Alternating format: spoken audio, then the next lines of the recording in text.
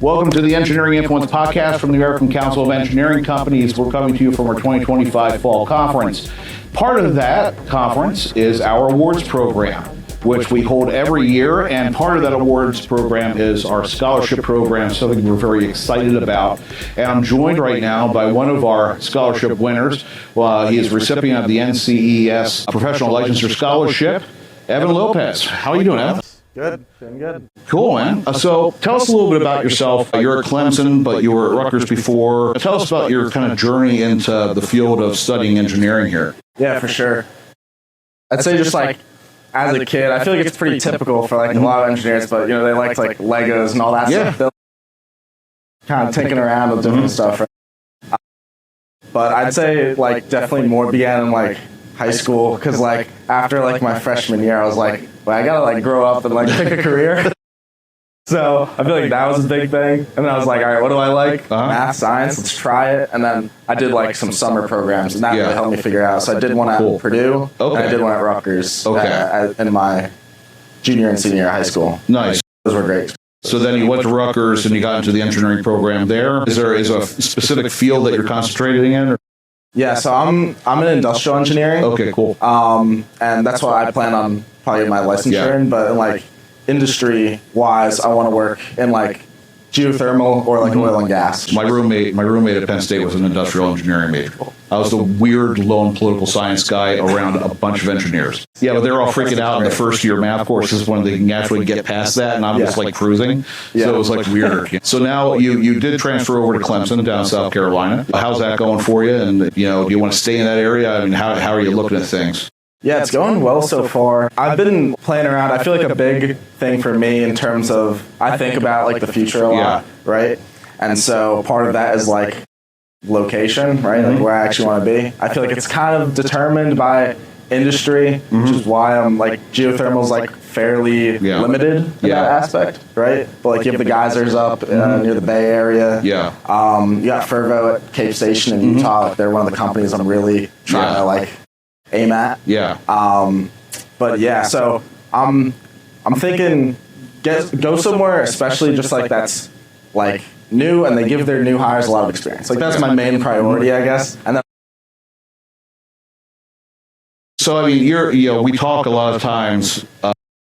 We're all a bunch of Gen X, an older crowd that's like running the conference, and the people who work here. We keep on talking about like the next generation of engineers who are going to be really leading the firms of the future, right? So you're talking about like looking at firms and specializations. Where can you go?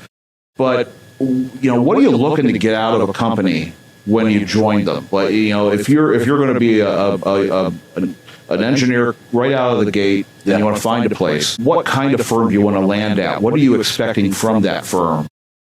I think mainly for me, I feel like I've had a lot of different experiences, different work experiences in my life. Like I thought I was going to be an electrician when I was a junior in high school. Like I was like kind of all over the place. But I feel like very set on what I'm doing now. Motivated, but I think the biggest thing for like picking a company is knowing somewhere I can get like real technical experience. Because I feel like a lot of hires, like a lot of places slap an engineering label on something, and it might not be an engineering role. It might not have that engineering pay, but it kind of entices people. And like a lot of graduates who have engineering degrees, they don't end up doing really engineering as their like line of work, which is okay. But like I want to be, I want to be technical. Exactly. And that's why, I plan on going for my master's as well. So hopefully to help me, because industrial is pretty broad. And it is. So it's really just having that hands-on experience, being able to be into the projects, working on stuff out of the gate, and really just not just having the label, but actually being being able to use a lot of the stuff I've learned in school and like in research, doing hard stuff. I'd say, because I feel like the most times what you're gonna get out of it is like you got to do something hard in order to get something out of it, right?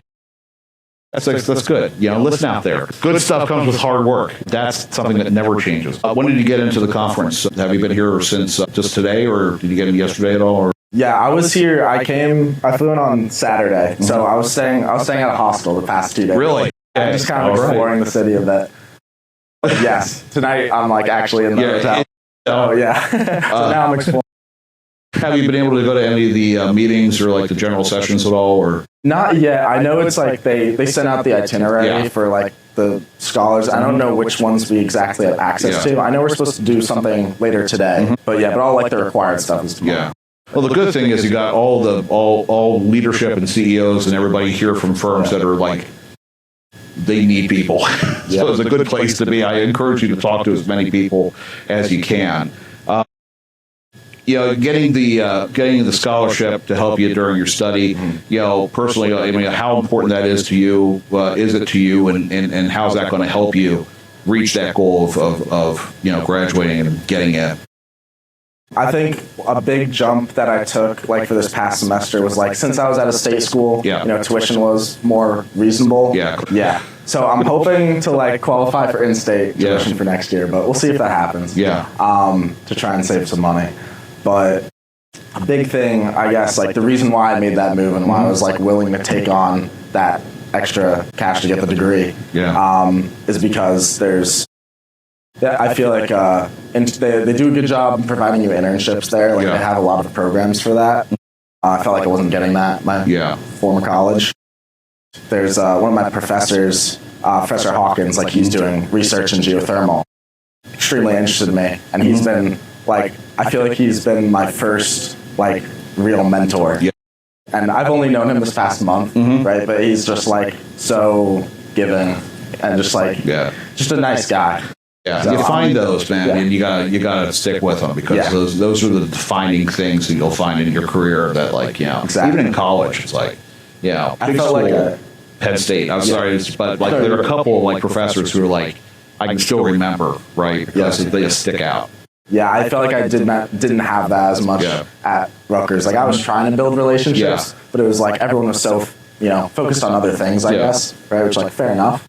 But at Rutgers it's been, at Clemson so far it's been really good in terms of relationships with professors. Like I can actually like email these guys outside of class, just like chatting about random things, which was like awesome. And it was a good way. I feel like it's a good way for me to get my foot in the door. And since he's doing that research. I talked to enough engineers who were like, we're really focused on technology in this conference. We're talking about AI. And then, of course, with that is data centers. You need the infrastructure to power the systems. And the biggest thing is going to be energy. How do we actually fuel these things? And everybody's looking at different ways. And I'm sure geothermal is going to become a big hot topic. Yeah, so for that's like one of the reasons why I want to get into it. And there's been so much, like Fervo just started their like EGS systems these like past couple of years, and they're still like trying to figure it all out, right? But they have Project Red in like Reno, Nevada, and that's powering, I think it's like one of Google's like AI centers. Maybe it's Meta, I forget. But now they got Cape Station that they're working on. Compared to like solar and wind, right? Those aren't 24/7. You need batteries to enable you to do that. So that's one where I was like, that's the industry I want to be in, right? No, it's going to be growing. So. And that's our general session speaker we just had was a futurist talking about the fifth industrial revolution, the fact that it's going to be AI, but it's going to be a question of it's not like Meta, Google, X, all those guys are doing stuff, but countries are going to start doing it. And I'm sure the United States is going to start looking at what they call sovereign AI. And it's what is the stack that you need to actually do this as a country? And then what's the infrastructure to support it? And powering all those data centers is going to be a huge thing, right? I mean, when you have XAI tapping into the Tennessee Valley Authority to try to power their Colossus data center, and they're building another one, and they're building them all over the place, energy is where it's at. So that's going to be the key to everything. Yeah, I think a big thing is like I want to be involved, in something like that. And so that's kind of like my way of putting more meaning to my work. Like it gives me so much motivation, you know what I mean? I'm like, gives me something to chase, right? Cool. Yeah. Absolutely. Yeah. Well, Evan, I appreciate you taking the time. Congratulations on the scholarship. And we'll have the awards ceremony tomorrow. Looking forward to that. And look forward to hopefully seeing you back here as an ACEC member not too long in the future and, attending the conference as a rising leader in a firm. Awesome. Fantastic. Awesome. Thank you. And again, this has been Engineering Influence, podcast from the American Council of Engineering Companies. See you next time.